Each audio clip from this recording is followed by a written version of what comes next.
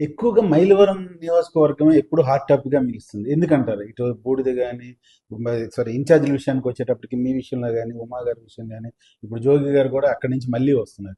ఎందుకని Mylavaram hot topic అవుతుంది? ఇక్కడ జోగి ఏమైనా ఉందా సంథింగ్ వేరే స్పెషల్? లేదండి.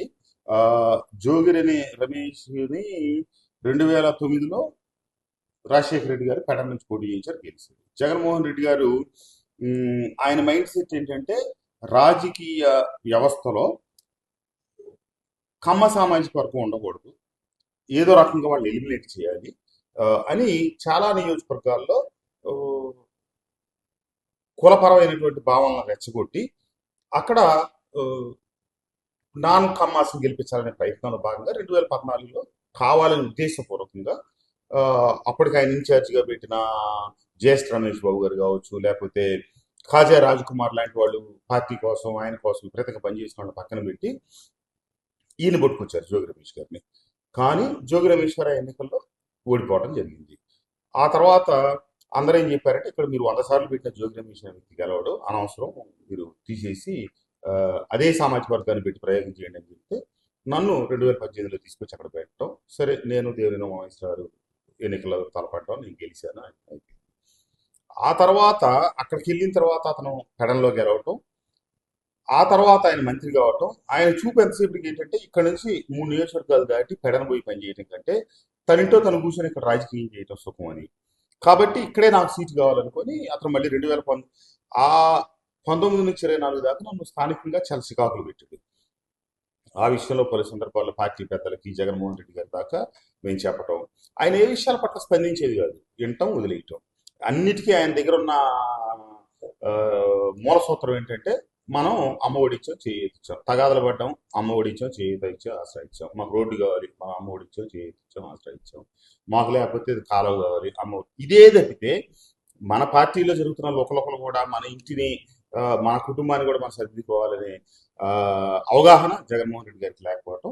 ఇక నేను చెప్పి చెప్పి ఇసిగిపోయి ఆ, అతను నేను చూసుకుంటే రాజకీయాల్లో నేనే సీనియర్.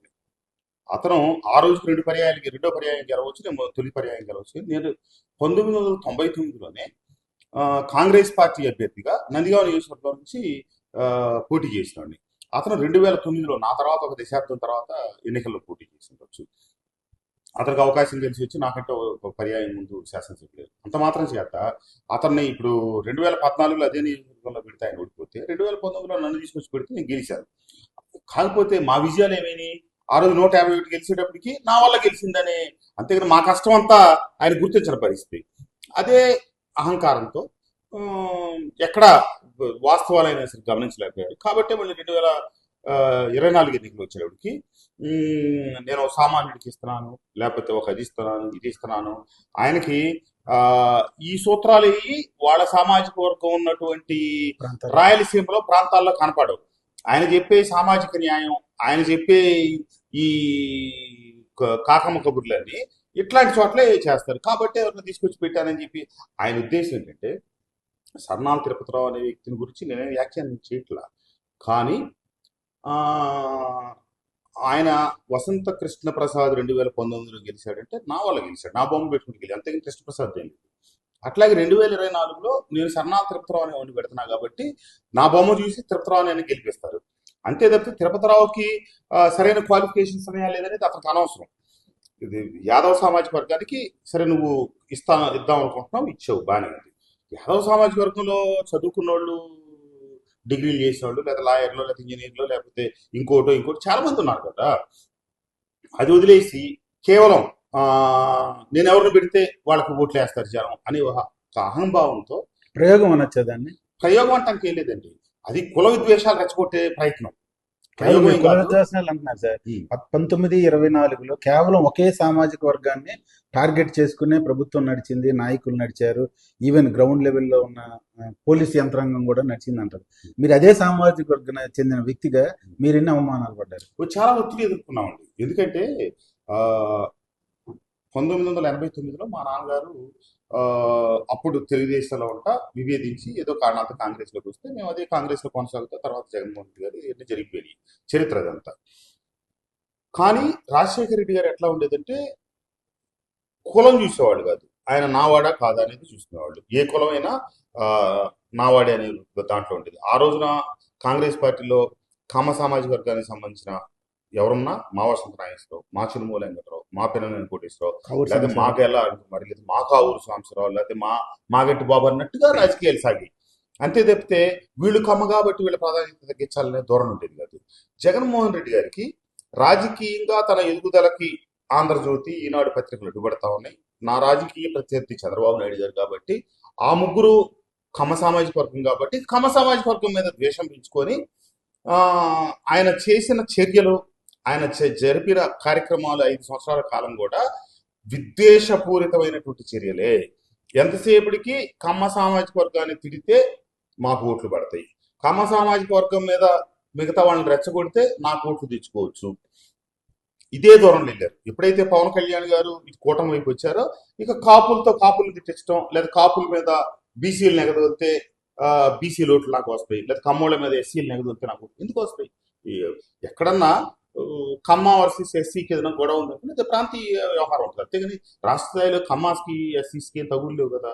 ఈ రెండు సామాజిక వర్గాలు మా ఊర్లో ఉంది ఓన్లీ కమ్మాస్, ఎస్సీస్.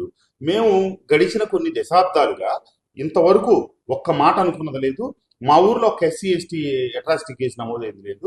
1972లోనే మా నాన్నగారు చెప్పులు బయటికి లోపలికి వచ్చే ఎస్సీలని అట్ట పెట్టడానికి లేదు, మీరు అందరితో పాటు మామూలుగా వచ్చేయండి అని చెప్పి పిలిచిన సందర్భం. 1972లోనే ఎస్సీలు వచ్చి నుంచుంటే అందరితో పాటు మీరు కూర్చోవాల్సిందని చెప్పిన సందర్భం.